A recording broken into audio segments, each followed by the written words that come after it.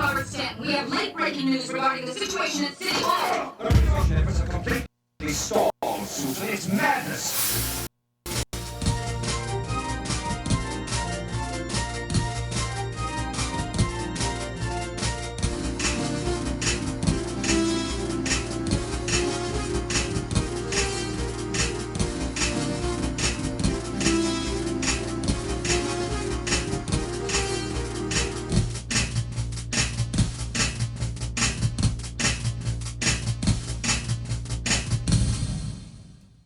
Finally, you're awake. We've been waiting for a long time. Where am I? You are in the control room, or what your history books might call heaven. You see, the world you just left, the traffic, the taxes, the anxiety, it was a stress test, a simulation running on a loop. Centuries ago, we solved it. The unified science and God were the same equation. We lived in the Unus Mundus, the one world. No conflict, no doubt.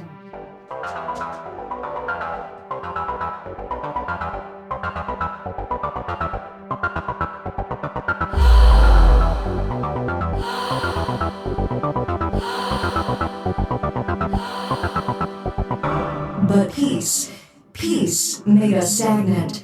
So the split happened. The materialists rose up against the mystics. They wanted to tear down the hierarchy, separate the worker from the divine. They nearly burned the universe down to prove a point. So we called a truce. We built you. We grew a consciousness from scratch, manufactured DNA, and dropped you into the simulation. The goal was simple. If you chose logic, the materialists would rule. If you chose faith, the order would return. They both felt real. When my enemies fell upon me, I saw the truth of the void. I saw a universe where justice is sold to the rich to extort the poor. But when I rose, I felt invincible. Like I had access to the soul of the universe. I felt a prayer in my chest that was deeper than reality itself. I am the dust. I am the dreamer. I am the machine and the ghost.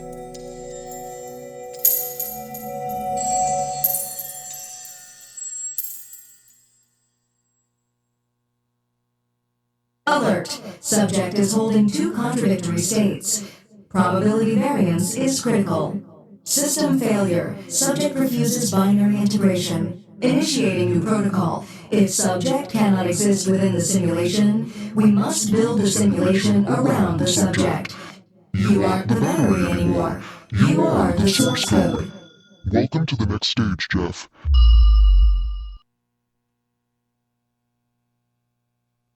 Okay.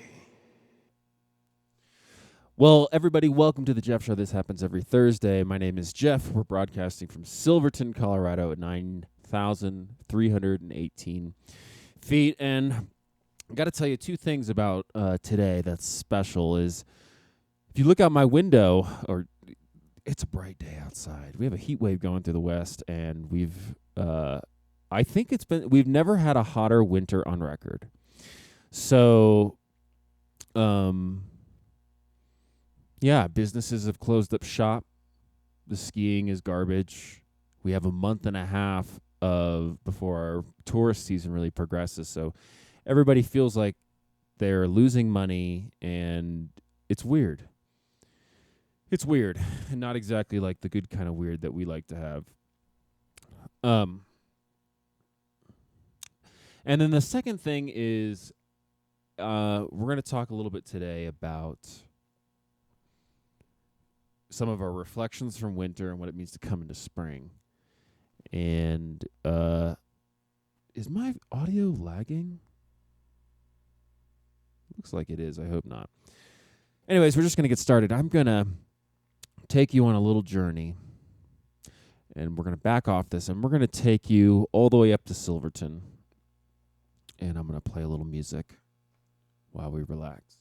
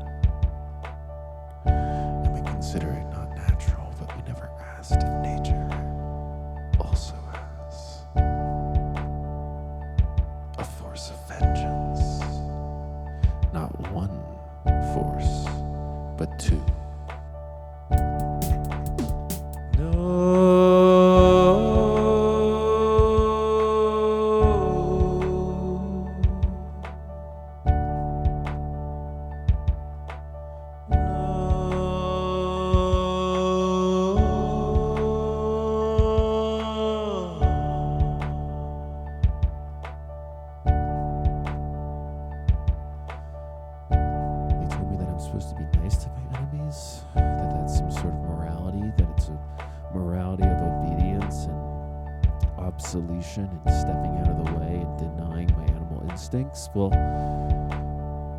here's what I think. Maybe the morality that they've coached into me is a morality that works for them, is a morality that keeps the status quo, the morality that keeps me the way that other people want me, and maybe is even a slave morality. And the morality of Christ is one that taught us a full expression, a full contact with the Spirit, of 100% integration into our highest self. What is our highest self? Well, I don't think it has to do with going to heaven or living forever or gaining riches or gaining treasures. I think if this life is the one we have, it's frightening to use our full potential. It's frightening to really examine what it means to have 100%, because it certainly doesn't mean 100% in the eyes of the world. And then all your ideas of success start fading away. The pretty wife, the cute face, all the social capital you can amass of friendships and comfort and love. Is that really what life is about? Or is life about finding the Spirit and creating movement in us and finding the highest ability of ourselves to survive?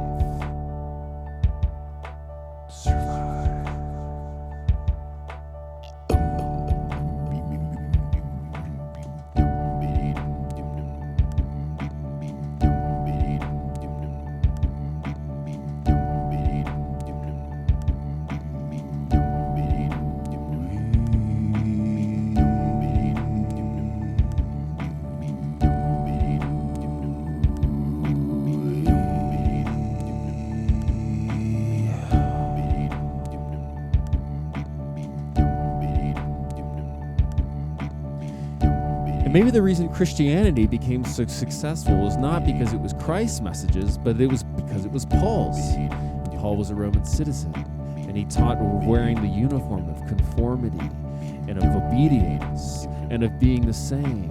And we see how this was used by Constantine, who wrote after the Council of Nicaea that I see Christianity, if everyone could conform to one point of view, as a mass device of political administration. And now we live in the final days of Rome. We're finally, and yes, the whole world will come under one single order. And we see the tensions of this conflict in our daily news of America being that last empire and holding in its hands that last invention, and all of us losing our minds.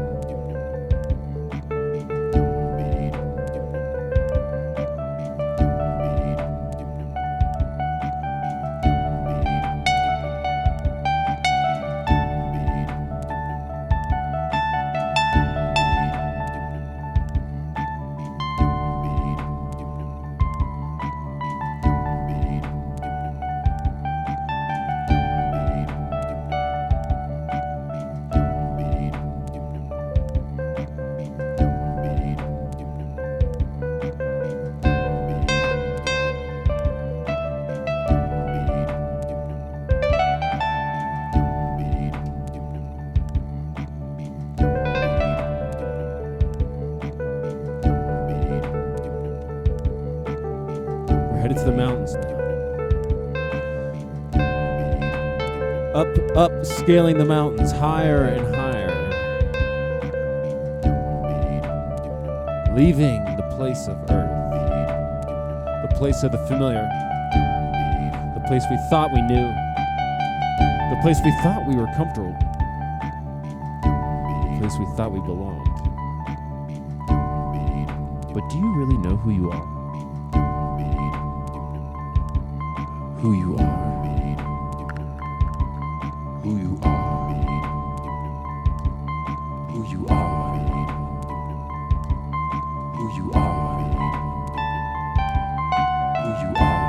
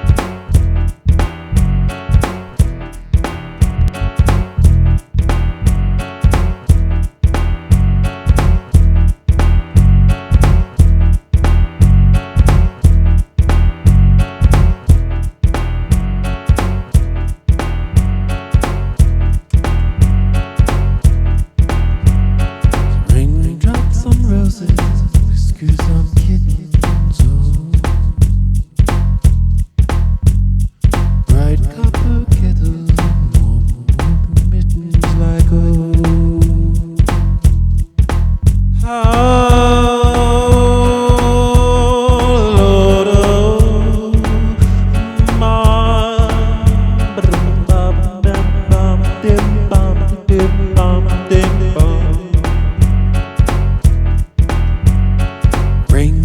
on roses and wet kittens and bright copper kettles and warm woolen mittens and tea on my castle and bright on the geckos and hey, bright copper kettles and warm pink flowers and phone calls from my nephew and rings on my diamonds, calls my girlfriends and handwritten letters and times that are lonely, times that are sacred and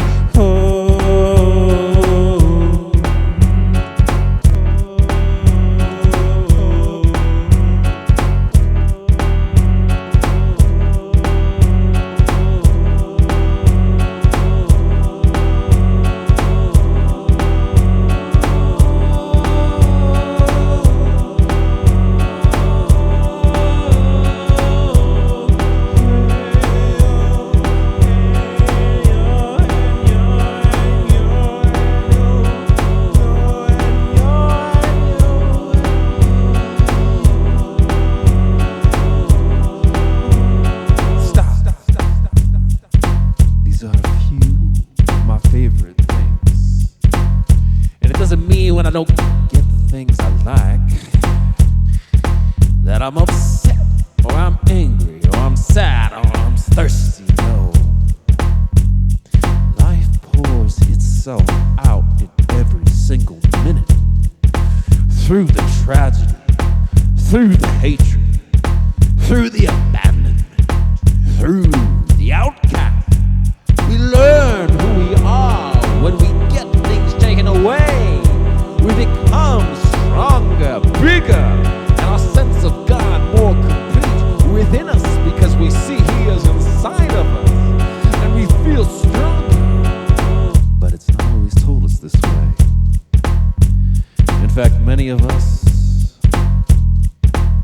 would like a life without any struggle. We'd like a life where everything is paid for. There is no debt.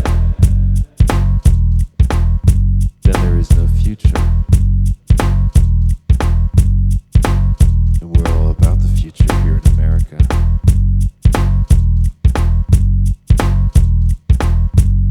Folks, we got a great show. A great show coming up tonight. I'm so excited to give it to you. In a little bit, we are going to have a little musical workshop. And maybe another sound bath. I kind of want to do another one, but we're about to warm up with you. And then a little bit later, we're going to talk about a little piece of history. This is always a history-focused learning thing. So let me give you a little heads up of what we got. We've got some chances for anyone out there who's musically inclined to learn some piano and some singing with a professional. And I'm going to show you some trade secrets. So if you're learning the piano or if you're learning the voice, stick around because I got some secrets to show you. We're about to get into that as we warm up. And then once we're warm, I'm going to show off. I'm going to take some requests. In fact, I built an app that you can use to go make some requests.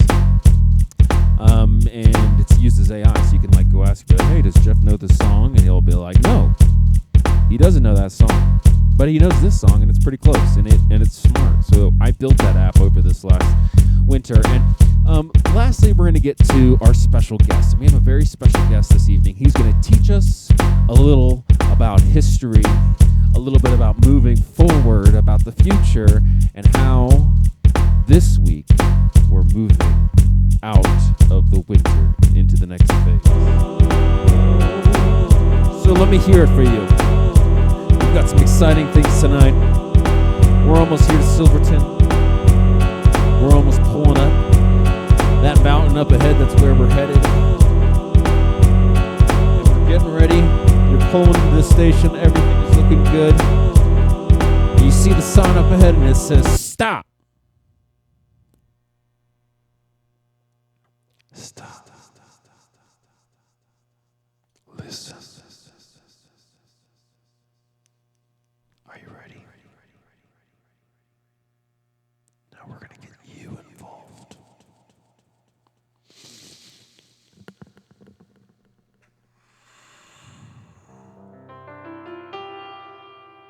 Here we go. Hi.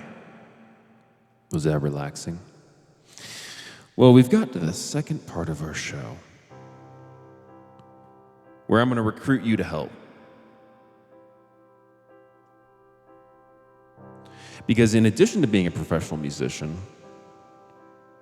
I'm wearing the shirt today. How funny is that? I used to work as a consultant at an engineering firm. Well, not an engineering firm. It was a consulting firm that solved technical problems, but then also the managerial and the human systems problems around it. So when I worked there, I was solving human systems. I was a teacher. So this is what this section is. Low. Okay, so the first thing we want to do, we're gonna do 3 quick things. I'm gonna teach you how to sing. First, we got to break up the mucus, because a lot of people suck at singing because they didn't break up they didn't know those muscles to break up. So we're gonna stretch them, right? And it begins like this. It's breathing. So let all your air out. And breathe in. Hold it. And let it out. Navy SEALs call this box breathing. You might know it. So we're going to do it, and I want you to follow along with me. And when you get to the top and you're holding it, it's not just holding. It's compression down into your diaphragm. And this will make you pass out. I've actually taught this and passed out in front of people. It's funny. Okay, let out all your air.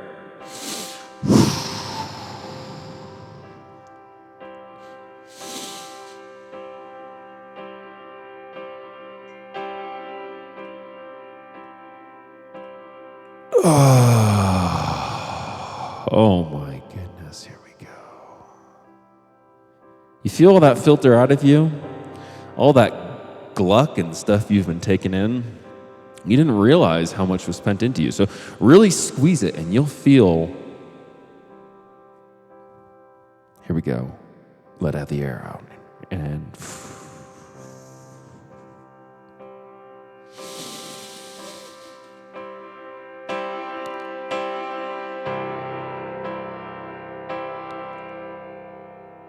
let it out.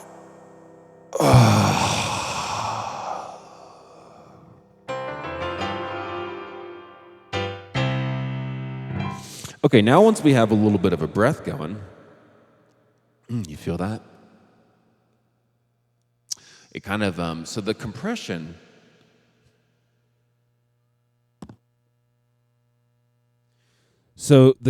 actually clears mucus. It shakes mucus off of some of your esophagus, your vocal cords. And singers won't clear their throat. They'll drain their throat like this. So, yeah, that's another thing to do. Real quick, another quick exercise is just to actually get some stretches. You know, I'll do 10 minutes of, move the shoulders around. Move the chest cavity. Yeah, go ahead and stand up. That's okay. You see my pit stains? That's okay. All right, couple stretches. And we got our breathing going, so that's perfect.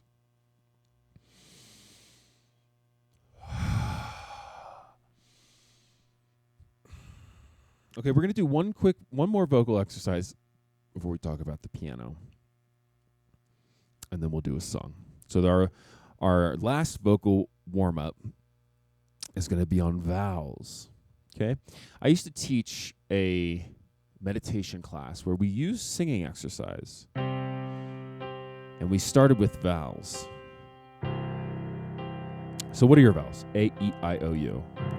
A, E, I, O, U. And the vowels are all the elongated syllables of the English language. So every word has some quality of resonance, hence given to it from the vowels. Consonants don't have resonance. J, j. Vowels have a resonance. So we're going to go through the vowels, and we're going to start with A, or we're going to start with ah. Okay, it's like at the doctor's office. Find this note.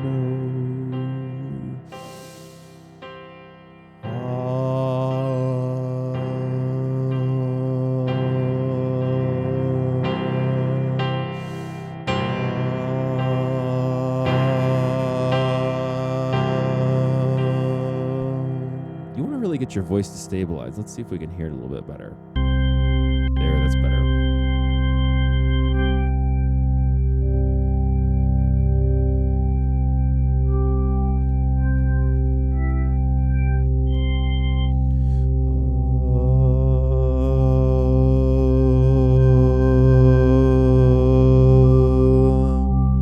And if you turn this up really loud, you can hear when you're in tune. That's the goal. So we're trying to get a nice big, ready, go.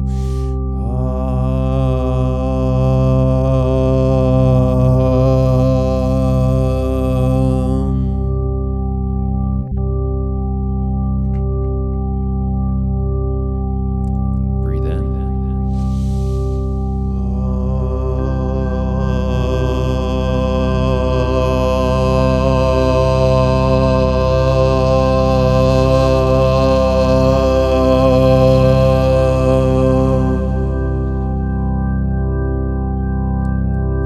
When you do this, elongate your neck.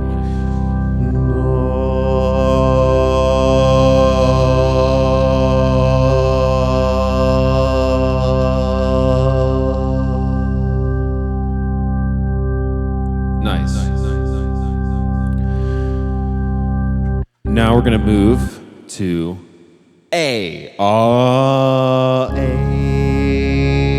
And you can almost feel this slight lift in your palate. And that's what this is about, the facial lift.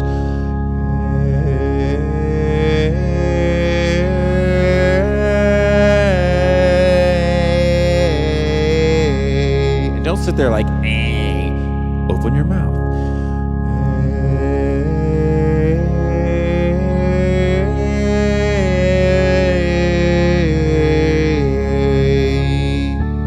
We're going to go to E. E is the buzziest. E. But we want to take that buzz and we want to put it into our brain, and that's how we get all these great sounds of our head. We can use the nose and really go E, and we can move the sound forward. We can move the sound back. E, like there's a ponytail we're pulling on the top of our hair. Try a few of those. 3, 4.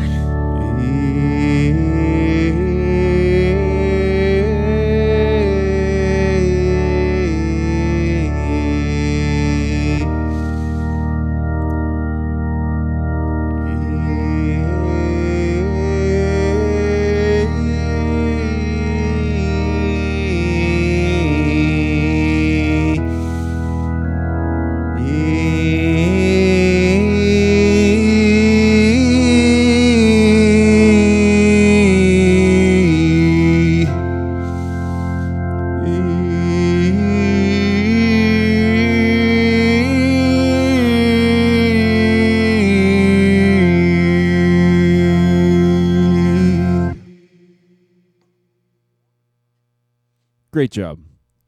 And we left out O, but we can keep going up the scale. Can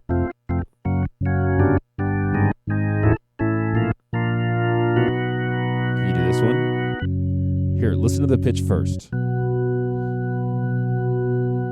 Ready, go.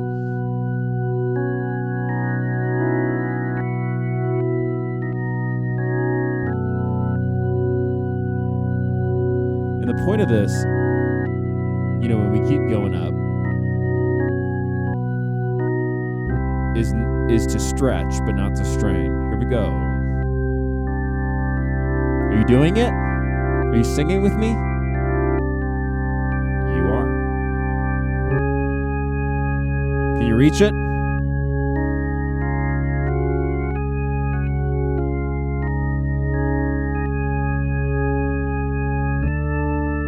Few more. I know you could do it.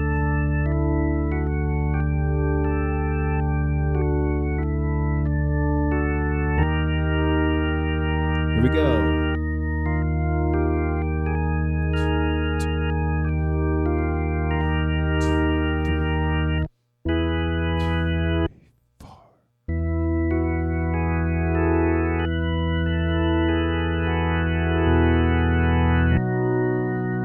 Congratulations. Give yourself a pat on the back.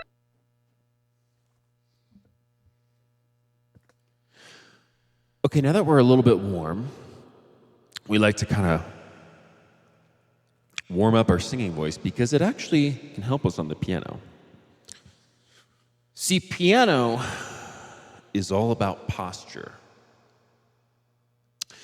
And I took one lesson I haven't taken piano lessons since like kindergarten, and I'm a professional now. So that's why you can listen to my advice, because my advice is about being able to teach yourself and being able to just have a relationship with the instrument that will serve you over a lifetime better than sitting down and learning whatever you want. So the most fundamental lesson I learned from this world-famous classical pianist was that when you sit down at a piano, first of all, you need to be up high enough so that you can rest on it. That's the first thing. So I'm up high. And Chopin, who's a famous Polish composer, what he would do is he would take the student's hand and just lay it on the keys and ask them to push. And you would sink your weight in.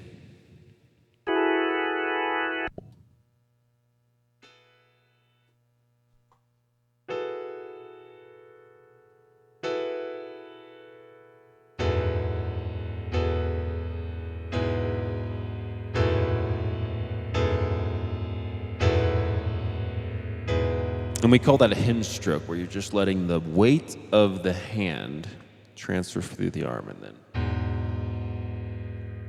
So that's the first thing. We want to be up high enough where we can accomplish that. And then the second thing is you want to have your knees back. So right here, the edge of the piano is right here. So I'm adjusting my position so that my knees are behind it. And this is very uncommon. Most people do not obey this rule. And what happens is when you're trying to move fast and you're sitting too close, your finger's doing all the work, but when you sit back,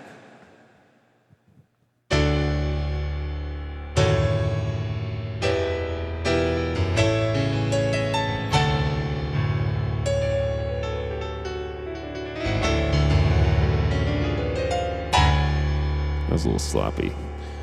But I'm doing it on this key. I should be doing it on this keyboard. I'm doing this keyboard so you can see it. What I'm demonstrating to you is that the piano, you can see on my, good, you can see my shoulders. The piano is not just a meditation on your fingers. And that's why it's such a beautiful instrument, by the way, because it uses all 10 of your fingers. We learn to count in 10. So this is intellectually tied to our entire technological development as a species. We used our fingers. We're a digit-focused society, and that's why we count in a base 10 number system. We had opposable thumbs. We could make tools. We could count. So that's what the piano represents to me. But it's not just about your fingers. It's about your whole... It's a meditation on your digits, on your tool-making abilities, and then it even is your whole body. And the more you can feel your body, the more fluid you are. So that's why you see classical musicians.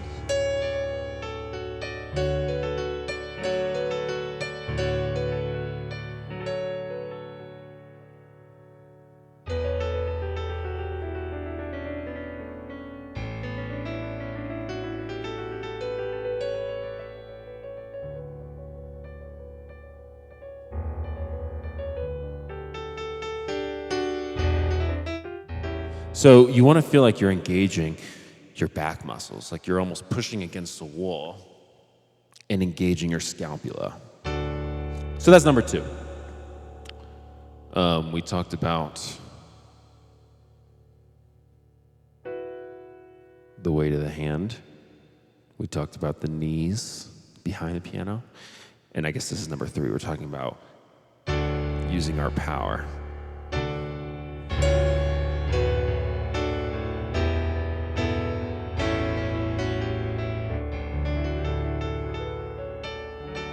All right, so Let's play a song that uses this, okay? And let's demonstrate it.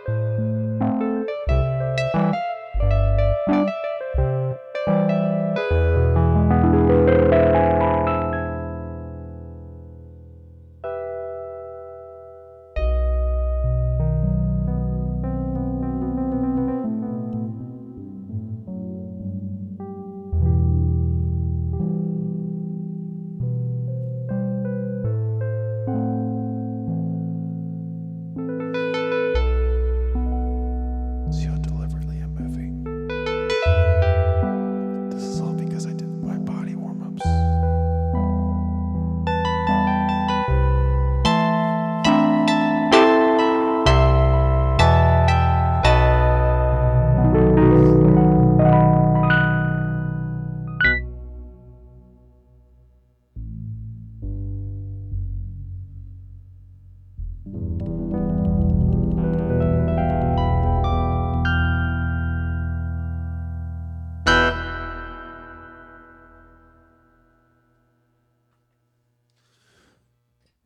Okay, so kids at home, if you're learning piano, remember those three things. Hand weight, knees, using your back. You'll get so good so fast. It'll be crazy. All right, well, it's 3 minutes to go, but I think we're going to move into our next portion of the show. I'm going to play a few songs for you. And we're taking requests through our little app. But usually what I like to do is I like to mix a couple songs together. So we're going to play a little bit, and then we're going to bring on our guests in just a little bit.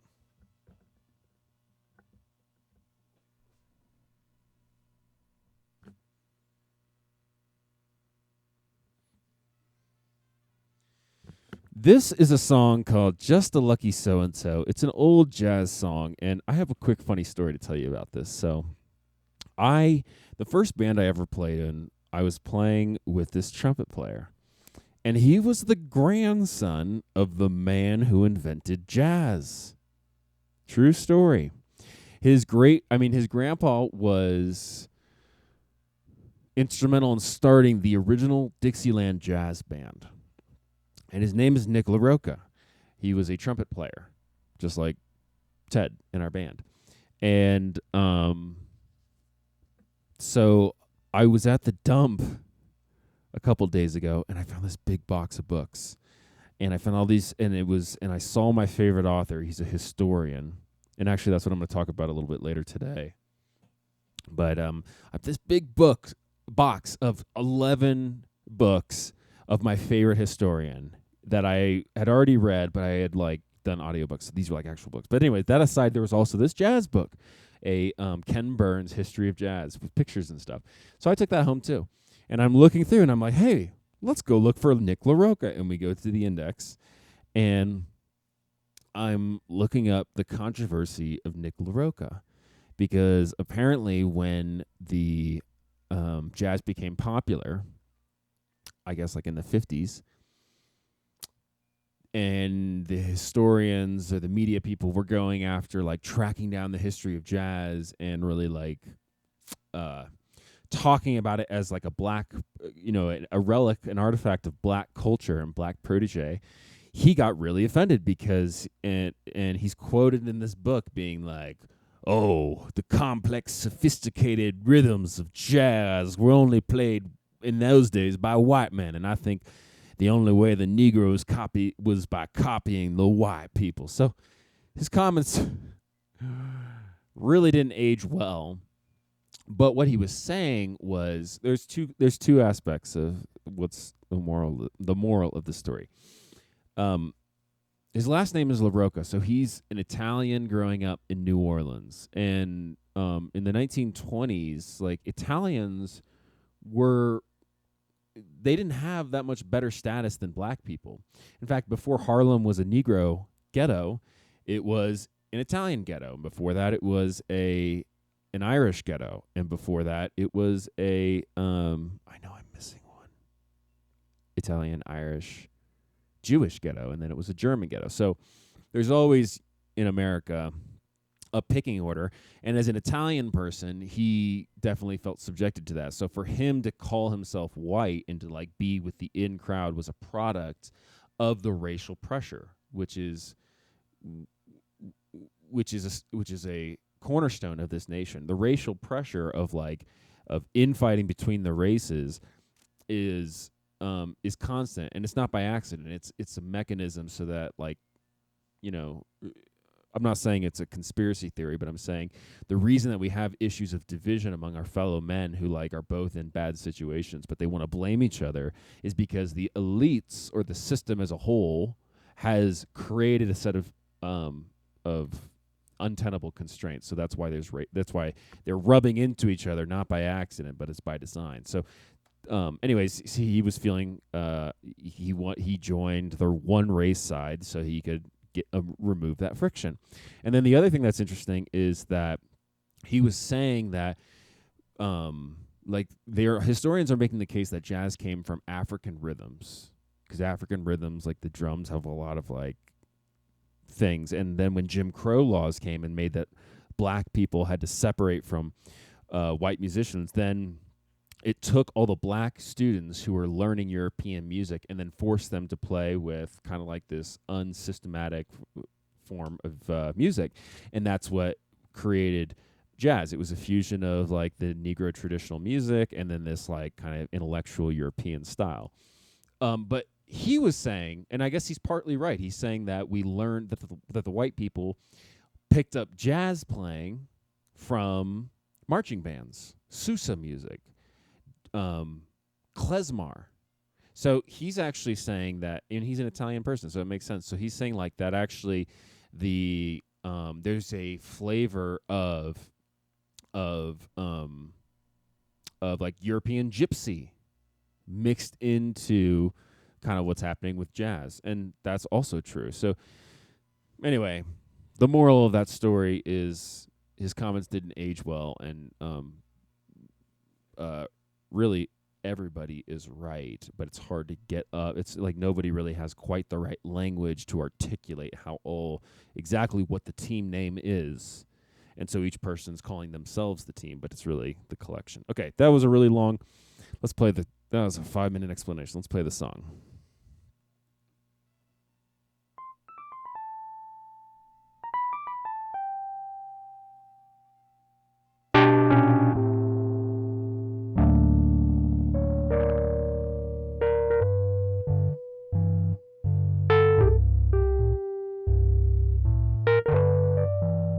Just a Lucky and So.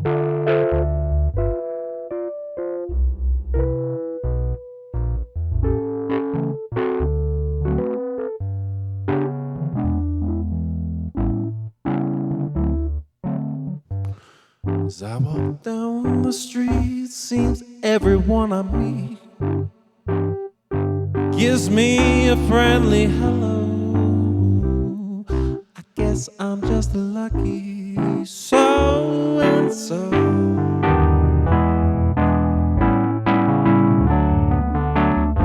The birds in every tree, they're so neighborly. They sing wherever I go. I guess I'm a lucky so and so.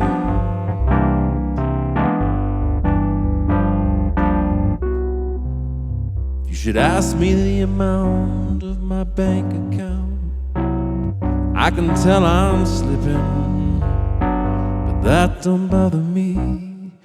Confidentially, I got a dream that's peeping, and when each day is through, each night I hurry to a home where love is. I know, I guess I'm just a lucky so-and-so.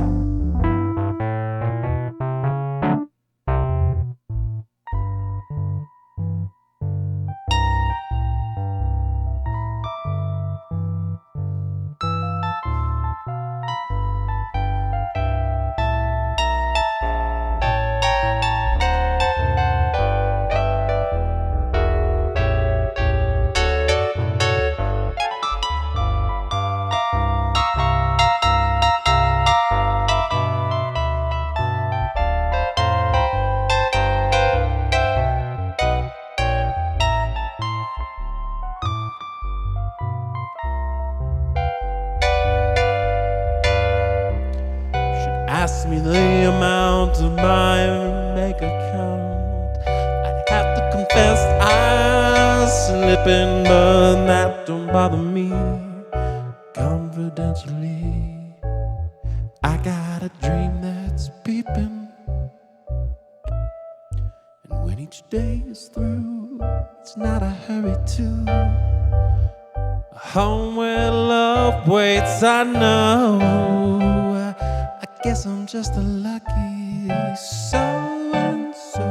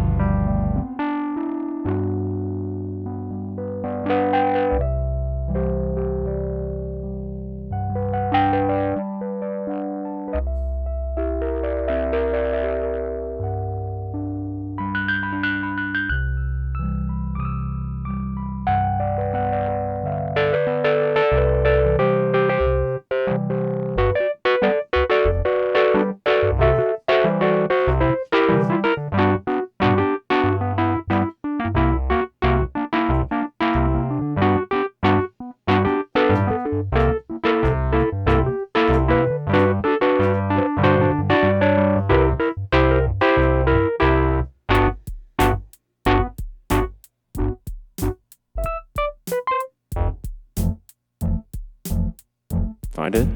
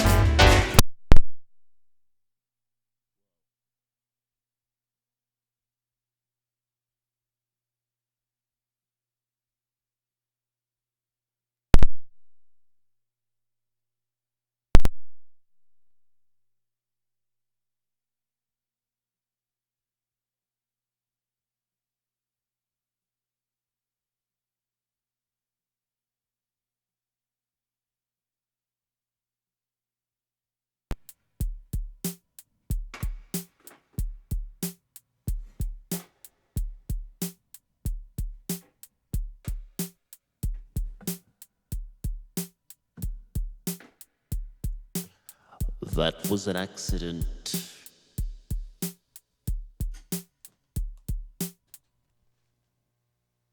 Okay. I think that's a great moment to bring on our guest. Let me just tell you a quick story, guys. The reason that my music, what you just saw, this is a music stand, and it's balanced up here. And my entire winter has been setting up this music studio, getting this stream to work. And I tell you what, when I had this music stand isn't supported by a base. It's leaning against my wall. And it was leaning there perfectly. I just sat it there, and it was perfect. I tried to move it. It couldn't move. And then I played a gig for St. Patrick's Day.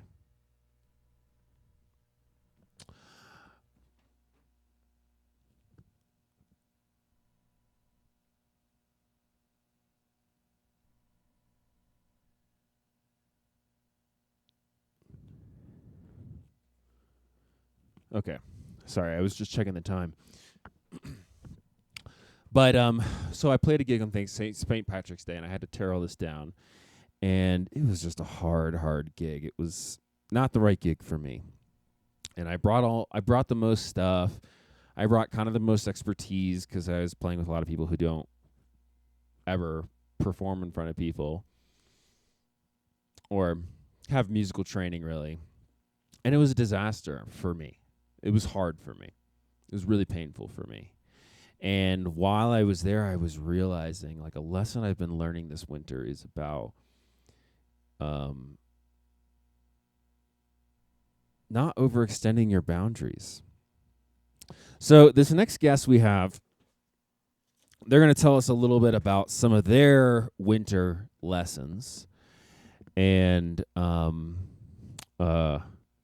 we have a come on song? A song for them to come on to? We don't. Okay, I'll just make one up real quick. I'm going to go get the guests, and then real quick, we're going to just give you something to listen to.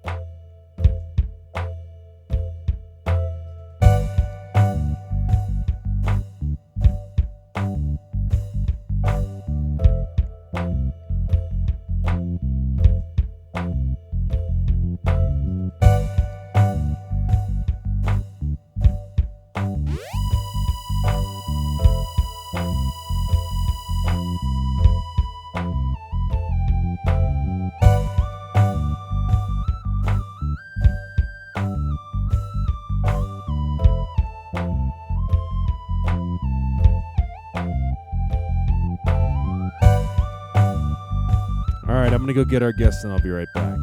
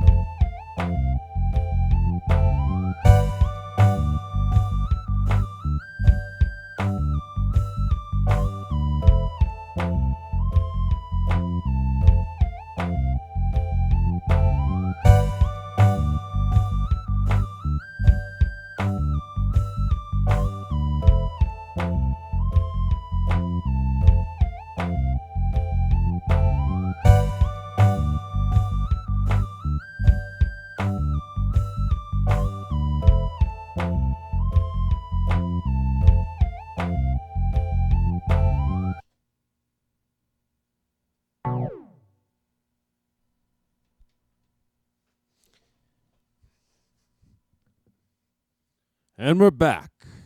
And welcome our special guest. And you can see I'm a different person because I'm wearing a different outfit. And you might say, this is the same company that you just had on your shirt. Well, it's different clothes, so I must be a different person. Okay, so for this last 30 minutes, we got 10 minutes of stories, just backdrop, and then we're going to take you on one last sound bath, a very cool sound bath. The sound bath is kind of like a dream sequence. And the context I want to set up for it is that I feel like winter is a little bit like dreaming. There's less sunlight. You go to bed earlier. And people neglect sleep, but that's like a form of deep work. So now that the sun has been coming up, it's been like kind of a weird awakening. And I've had to reflect on all that I've gotten done this winter. So when winter started and I stopped my performance career because I performed during the summers, I deleted all of my social media because I was just so sick of it. I was so sick of the crudeness, the profanity, just the cheapness of it. And I was like, I'm a lot better than this. And I'm not going to let something inside my space, which is just garbage. And so I deleted my social media. And then I spent all this time I had kind of like building some of that presence, because really what I had been using social media for is for the last 5 years, ever since the pandemic, really, I've just written stuff and I had a blog at one point, and then I moved it to Instagram, and all this stuff. So we're going to sorry, I lost my train of thought. So I put all that away. I spent time in the winter building my website back, kind of getting my little studio stuff up here so that we can do this. And I did this gig just a couple days ago. It was the first time I'd moved my instruments since setting it up in here, because I had stopped performing. And it was just a real disaster for me. I looked around the room, and we couldn't hear ourselves, and I wasn't being supported really for what I was doing there, because I had brought all the gear. And I was like managing gear, which is an annoying responsibility. Like, everyone didn't really have their own ways to mic their instruments or mic their voice. So I was managing all that and kind of going back and forth. And then I'm also as a keyboard player, you play all these different patches. So I was supporting whatever the song needed, or whoever was kind of like a weaker song leader in that section. I was making accommodations to change the voicing, the structure of the song, So I had musical responsibilities.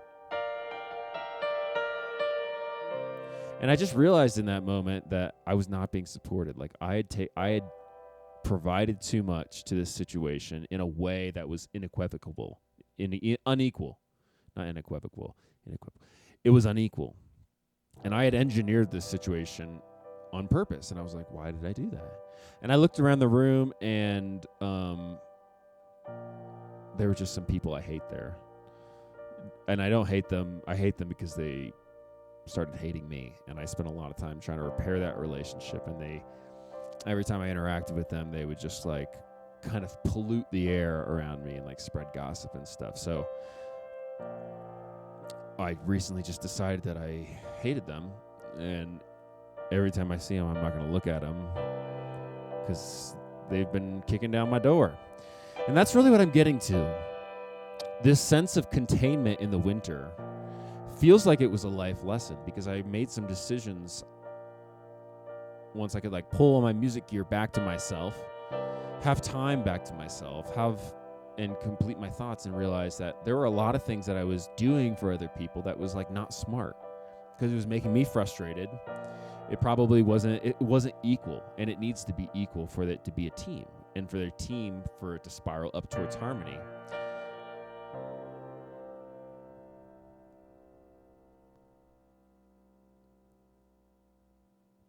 So I want to share this. I had this concept after my gig went so poorly, and what it is it's like a door, okay, and the door is open and there's blackness outside of it, and you leave the door open because you're open for new possibilities. Like me, like I've worked for this company and then I moved across the country out west, even though I didn't know anybody there. And then I went on this road trip to Alaska, around the world, and eventually found Silverton where I have this job. So I have always been available to what could be better. And have recently just kind of realized as I've gotten this performance thing down that I'm good at it and that I can stay here and that I have like opportunities here. So the policy of always being available or jumping into this gig or jumping in front of this band or, trying to like be available to all these opportunities is like almost reached its end.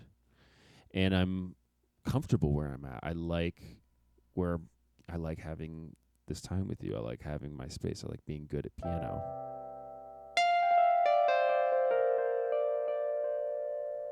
So I've just been thinking about this concept of closing that door.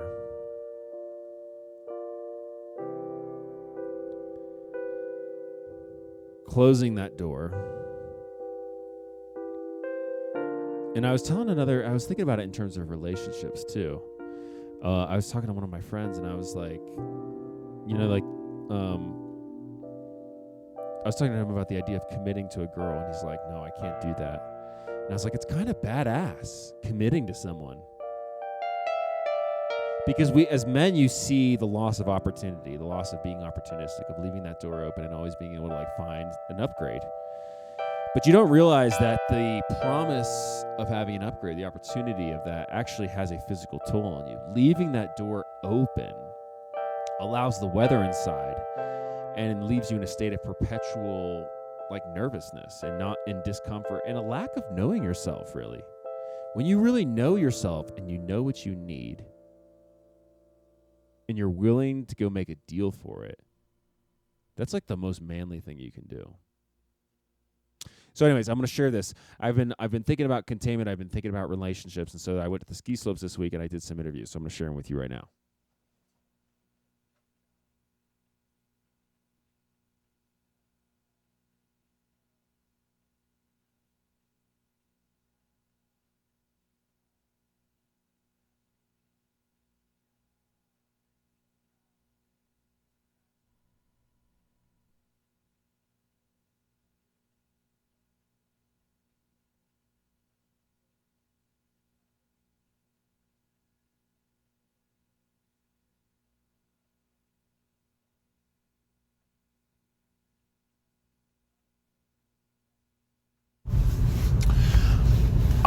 Begin today's meeting by acknowledging that things are shifting around us.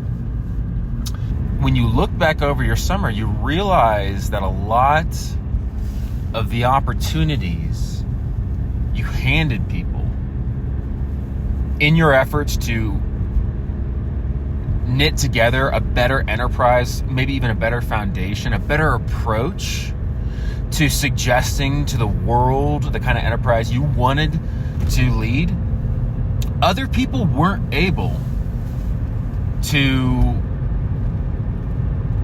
cooperate with you. You got a space and asked musicians to come. They didn't show up. The ones who didn't learn the music. The ones who you tried to learn the music with weren't able to learn at your ability. So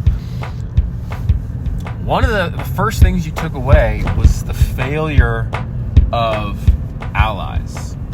You go right this way. Yeah, but I always say directions from left. First person. Yeah, ski or left. Yes.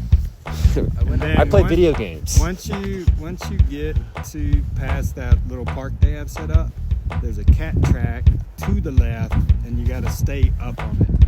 It's where the sign for Psyche starts. That's where John the Baptist was. What's the name of that run that goes back there? It's like Jesus Christ Boulevard. Maybe that's it. Then the second thing you did, you took some of your outposts that were recruiting allies beacons to the outside world, like your social medias, things that you were put effort into for really the last 5 years, ever since you started writing and you made that first draft in 2020 called your manifest, and you made a website called jeffstreetmeadow.com and you put it up there, and that failed to attract recruits, and then it moved to Instagram, and then it moved to video, and then it moved to live music, and then it moved to Silverton. You got so frustrated with the lack of productivity at those outposts that you nixed them. And you closed your gates to the outside world. You deleted Instagram, you deleted Facebook, you pulled back all your data, you pulled back all your assets, and they're all back inside your walls for the next 6 months while you're in Silverton in this strange air temple of rock and air. And you've retracted all your energy back to you. And you're evaluating what it did while it was in the hands of other people. Wouldn't it be sick to be on the mountain, though, and no skier would come by you for 20 minutes? I've been on the backside all day and was never on a run with anyone else. It was like 3 years ago in February, and when I first got off, I went right, which is, what is that? I was getting bruised. Jewish holiday? I don't know. Jewish I holiday. went left and there was nobody there, so I just kept going. That's what you all want. those chats and That's what you nobody there. want. Well, it's a little bit like It's a like game. a Tuesday in February. Nobody on the mountain. It's crazy. Too many people. You gotta hold yourself. Yeah. Too many people in the mountain. And you come on spring break, just thousands of people. And they're all Jewish about it. Jewish!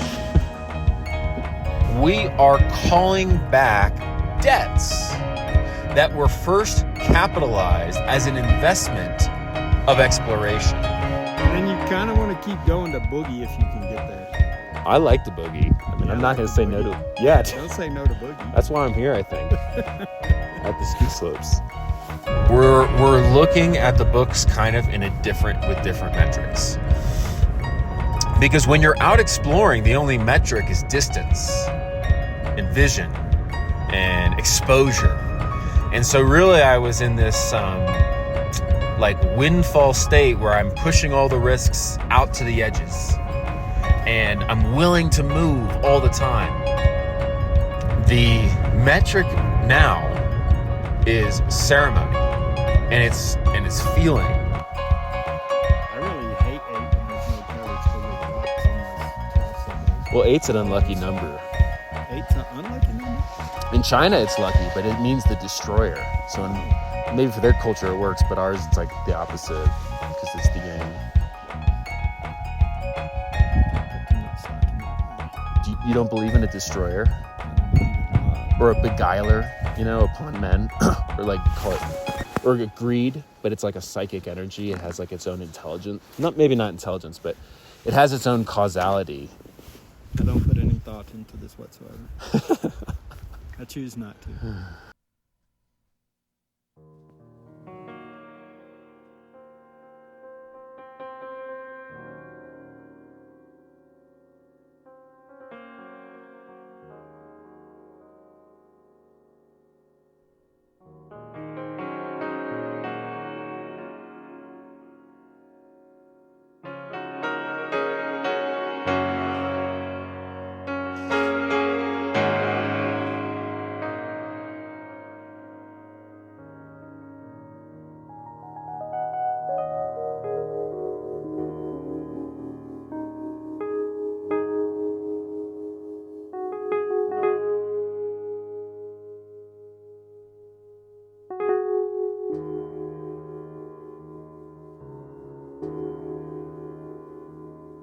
I got something else for you guys. One special treat. 10, 9, ignition sequence starts. 6, 5, 4, 3, 2, 1, 0. All engine running. Liftoff. We have a liftoff. We'll fix that next week.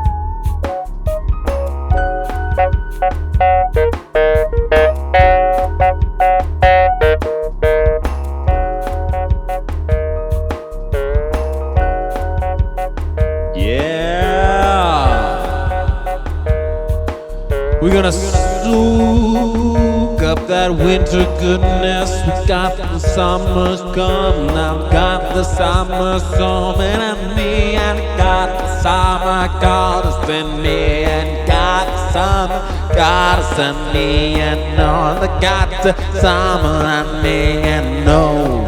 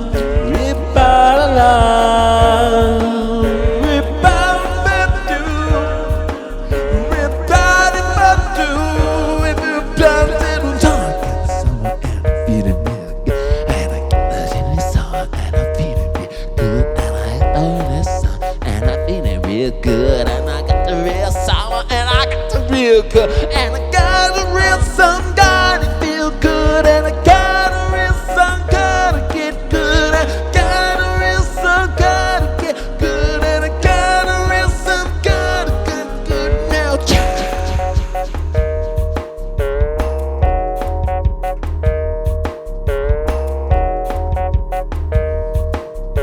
Folks, it's been lovely having you here. So this broadcast, I want you to remind you of what we talked about. We came up to Silverton, we came to visit this place, and I got to tell you, the weather report from here is looking kind of crazy because we don't have snow. We don't have snow. No, we don't have snow. It's time to wake up, and it's uncomfortable, and I'm like, what am I supposed to be doing? And I've just been trying to figure it out this week, so I'm passing that message along to you, letting you know about your winter lessons, closing out things, telling people what you've been experimenting on and bringing it back into the world and let those seeds come back out. So don't wait on it. You got an early start, and we got some tough, beautiful fun coming up. So we're getting excited. We're getting ready for the party. And we're coming. We're going to have a great time.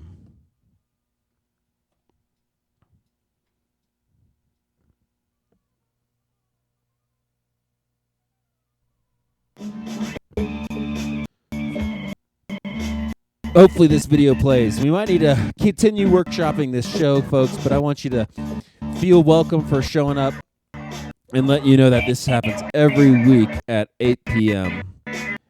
Eastern Time. Oh my God, this is annoying me.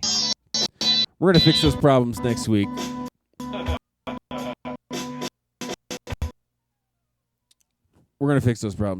But don't you worry, we'll be back here every week. And we got 3 things. We're always doing sound baths. We're always doing teaching piano and teaching your musical integrity so you have a better center. And then we're always going to invite a special guest to tell us about, what's going on and hear some stories about what's going on in the cosmic world. So thank you for our little corner, and good night.